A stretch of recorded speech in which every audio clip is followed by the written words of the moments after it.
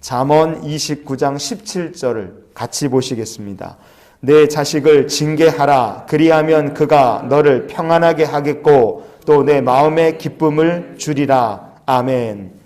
자녀를 징계한다는 게 당연히 유쾌한 일이 아닙니다. 하지만 오늘 본문 말씀을 통해 왜 성경은 우리에게 자녀를 징계해야 하느냐 말씀해 주고 있어요. 오늘 말씀에 담긴 하나님의 마음을 우리가 좀 나눴으면 좋겠습니다.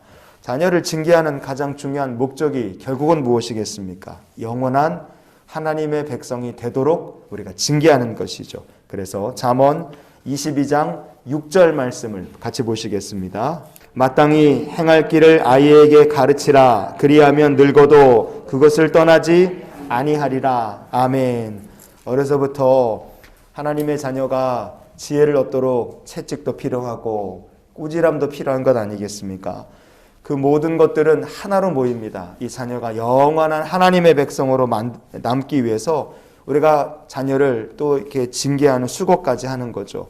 그렇게 자녀를 징계하면 얻을 수 있는 유익이 분명합니다. 자녀의 마음에서 미련한 것을 우리가 다 쫓아내버릴 수 있어요. 그래서 잠언 22장의 15절 말씀을 우리가 이어서 보시겠습니다. 아이의 마음에는 미련한 것이 얽혔으나 징계하는 채찍이 이를 멀리 쫓아내리라. 아멘. 사람은 그냥 두면 이 세상에 죄악 많은 세상 가운데 살기 때문에 마음속에 미련한 것, 죄악된 것이 얽혀 들어갈 수밖에 없습니다. 그래서 아이의 마음에 미련한 것들을 징계의 채찍으로 쫓아내고 깎아내고 다듬어야 합니다. 우리나라에서요, 만 10세, 10살 이상 그리고 14살 미만의 애들을 촉법 소년이라고 부릅니다. 얘네들은 범죄를 저질러도 형사 처분을 받지 않아요. 우리나라에서 어떤 일이 벌어지고 있느냐? 지난 4년 동안에 10살에서 11살입니다. 그러니까 초등학교 3학년에서 4학년 되는 이 애들의 소년 범죄가 2배로 늘었어요. 우리나라에서 지난 4년 동안에 초등학교 3, 4학년들의 범죄가 2배가 늘었는데 작년 2021년이 압도적으로 많이 늘어났습니다. 아이들이 저지른 범죄 중에는 절도, 도둑질이 제일 많았어요. 그런데 절도만 있느냐? 그렇지 않습니다. 이게 초등학교 3학년, 4학년이 저지른 사건인데 폭력이 있고 강간이 있고요. 추행이 있고 방화가 있고 살인미수가 들어있어요. 놀라 자빠질 일입니다.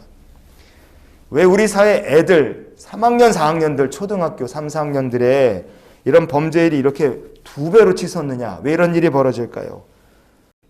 이유는 많겠지만 우리가 믿는 사람으로서 코로나 기간 동안 전도 못했죠. 대부분의 교회들이 교회 학교 닫았습니다.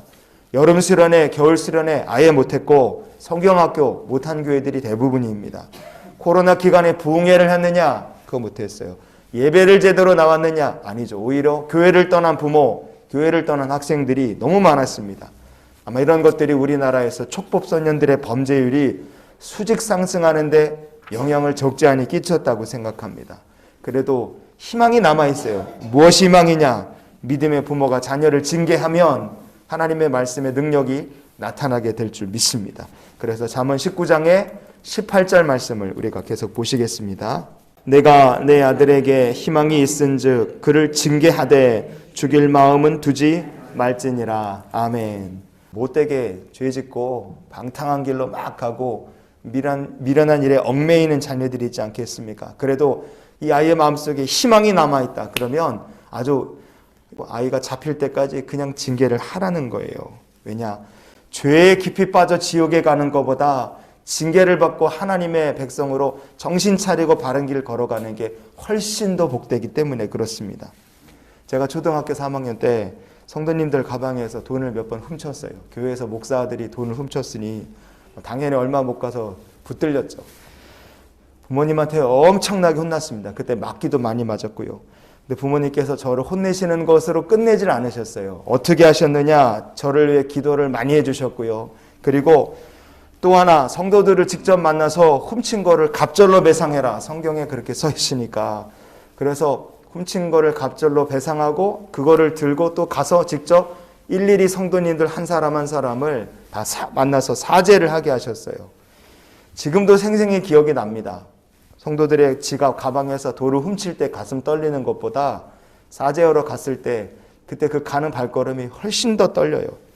제가 도둑질을 했다가 인생의 쓴맛을 본 게 그게 초등학교 3학년 10살 촉법소년 나이였어요.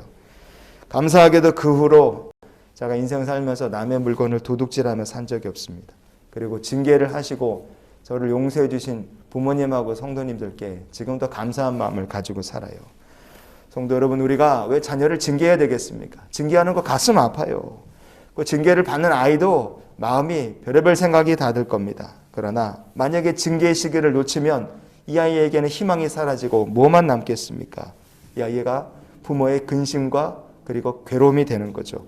잠언 10장에 1절 보시면 지혜로운 아들은 아비를 기쁘게 하거니와 미련한 아들은 어미의 근심이니라 그랬어요.